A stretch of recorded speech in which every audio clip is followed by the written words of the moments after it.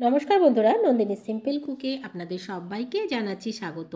আজকে তৈরি করেছি দারুণ টেস্টি একটি জলখাবার রেসিপি।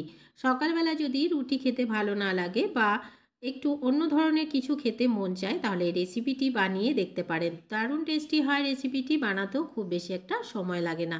তাহলে আর দেরি না করে চলুন বন্ধুরা, রেসিপিটি দেখে নেওয়া যাক।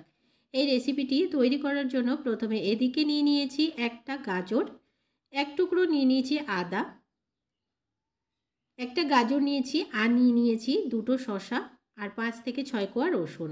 সমস্ত কিছুকে আমি প্রথমে খোসা ছাড়িয়ে খুব ভালো করে ধুয়ে পরিষ্কার করে নিয়েছি। এবারে একটা পাতলা গ্রেটার নিয়ে নিলাম। এই গ্রেটারের সাহায্যে সমস্ত কিছুকে একটু গ্রেট করে নেব। একদমই মিহি গ্রেট করে নিলে রেসিপিটি কিন্তু অনেক বেশি সুন্দর হবে। আপনারা চাইলে কুচি করেও নিতে পারেন। তো আমি প্রথমে গাজরটাকে গ্রেট করে নিচ্ছি। গ্রেট করলে দেখুন কতটা পাতলা হচ্ছে। সমস্ত কিছুকেই গ্রেট করে নিলাম। ছোট করে সমস্ত কিছুকে গ্রেট করে নিয়ে এদিকে একটা বোল নিয়েছি। বোলের মধ্যে এক এক করে সমস্ত কিছু দিয়ে দিচ্ছি। প্রথমে গাজরটা দিয়ে দিচ্ছি,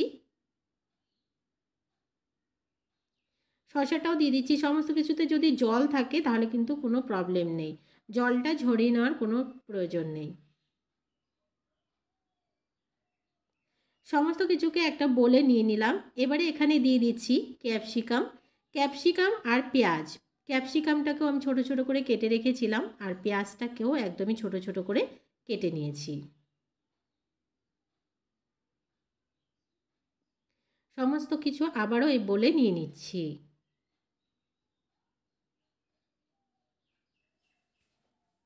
সব কিছুকে বোলে নিয়ে নেওয়ার পরে এখানে দিয়ে দেব কিছু মশলা। প্রথমে দিয়ে দিচ্ছি স্বাদ মতো লবণ, দিয়ে দিচ্ছি 1 টিস্পুন গোলমরিচের গুঁড়ো। গোলমরিচ গুঁড়োটা একটু বেশি দেব, যেহেতু এখানে কাঁচা লঙ্কাটা খুব বেশি ব্যবহার করব না। দিয়ে দিচ্ছি 1 চুটকি মতো আজওয়াইন।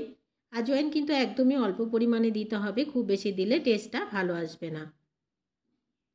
আর দিয়ে দিচ্ছি 1/2 টিস্পুন মতো কাশ্মীরি লাল লঙ্কার গুঁড়ো, শুধুমাত্র কালারের জন্য। আর দিয়ে দেবো একদমই অল্প পরিমাণে হিংটাও একদমই অল্প পরিমাণে দিতে হবে। হিংটা দিলে টেস্টটা অনেক বেশি ভালো আসবে। আর দিয়ে দিচ্ছি 2টো কাঁচা লঙ্কা। এখানে আমি 2টো কাঁচা লঙ্কা ব্যবহার করলাম, যেহেতু বাচ্চারা খাবে। আপনারা চাইলে ঝালটা একটু বেশি দিতে পারেন। এবারে এখানে দিয়ে দেবো 4 কাপ মেপে চালের গুঁড়ো। চালের গুঁড়োটাকে আমি 4 কাপ মেপে নিচ্ছি।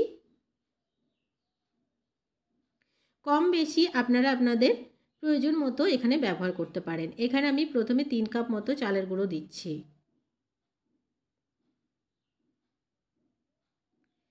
3 কাপ চালের গুঁড়ো নিয়ে নেওয়ার পরে এবারে আমি অল্প অল্প করে জল দিয়ে একটা ব্যাটার রেডি করে নেব। একবারে খুব বেশি জল দেব না, অল্প পরিমাণে জল দিয়ে ব্যাটারটা রেডি করতে হবে। এই ব্যাটারটা যেন খুব বেশি পাতলা না হয়, একটু ঘন হয়, সেদিকে খেয়াল রাখতে হবে। তো আমি প্রথমে অল্প জল দিয়ে একটু মিক্স করে নিলাম। তো দেখুন আরও কিছুটা জলের এখানে প্রয়োজন হবে, তো আমি আরও কিছুটা জল দিয়ে দিলাম। যেহেতু অনেক রকমের সবজি এখানে ব্যবহার করেছি, তো এখানে আরও কিছুটা চালের গুঁড়ো আমার লাগতে পারে, তো আমি আরও কিছুটা চালের গুঁড়ো এখানে ব্যবহার করব। প্রথমে আমি জল দিয়ে একটু গুলে দেখে নিচ্ছি। এই রেসিপিটি অনেকটাই হেলদি, বাচ্চাদের জন্য ভীষণ ভালো হবে, যেহেতু অনেক রকমের সবজি এখানে ব্যবহার করা হয়েছে। আরও কিছুটা আমি চালের গুঁড়ো এখানে অ্যাড করে দিলাম, দিয়ে আবারও জল দিয়ে একটা ব্যাটার রেডি করে নিচ্ছি।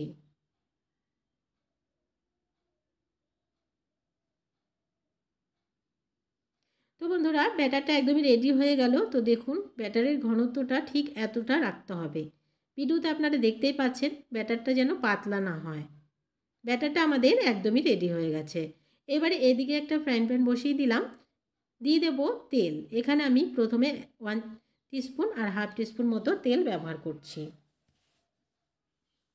তেলটাকে খুব ভালো করে প্যানের মধ্যে মাখিয়ে নিলাম। তেলটা একটু গরম হয়ে যাওয়া পর্যন্ত অপেক্ষা করব। তেলটা গরম হয়ে গেলেই এখানে দিয়ে দেবো ব্যাটারটা। আমি একটা ছোট চামচের সাহায্যে ছোট ছোট করে ব্যাটারটাকে দিয়ে দিচ্ছি। ব্যাটারটা অবশ্য এইভাবে ছোট ছোট করে তৈরি করবেন রেসিপিটা, তাহলে খেতে অনেক বেশি ভালো লাগবে আর খুব তাড়াতাড়ি হয়েও যাবে আর দু পাশটা ভীষণ ক্রিস্পি হবে। তো আমি ছোট ছোট করে দিয়ে 4টে প্রথমে দিয়ে দিলাম, দিয়ে ঢাকা দিয়ে রেখে দিচ্ছি 1-2 মিনিটের জন্য। তো দেখুন উপরটা যখন একটু ড্রাই ড্রাই হয়ে যাবে তখন এক এক করে সবগুলোকে উল্টে দিতে হবে। দু পাশটাকে একটু সেঁকে নিয়ে ভেতরে যে সবজিগুলো দিলাম সেগুলো যখনই সেদ্ধ হয়ে যাবে তখন কিন্তু গ্যাসের ফ্লেমটাকে মিডিয়াম টু লোতে রেখে দু পাশটাকে ক্রিস্পি করে তবেই নামাতে হবে। যতক্ষণ না দু পাশটা ক্রিস্পি হবে ততক্ষণ কিন্তু নামাবেন না, তাহলে খেতে ভালো লাগবে না। তো দেখুন আমি উল্টে পাল্টে দু পাশটাকে খুব ভালো করে ক্রিস্পি আর গোল্ডেন করে নিয়েছি, এগুলোকে নামিয়ে নিচ্ছি, এগুলো একদমই রেডি হয়ে গেছে। আর বাকিগুলোকেও ভেজে নিয়ে ফিরে আসছি।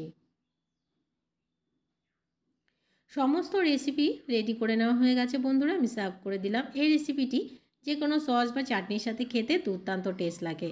বাচ্চাদের টিফিনে, স্কুলে টিফিনে দিতে পারেন, এছাড়াও লাঞ্চ বক্সও কিন্তু এই রেসিপি দেওয়া যেতে পারে। আজকের রেসিপি ভালো লাগলে একটা লাইক করার অনুরোধ রইল, যদি ভালো লাগে শেয়ার করে দেবেন।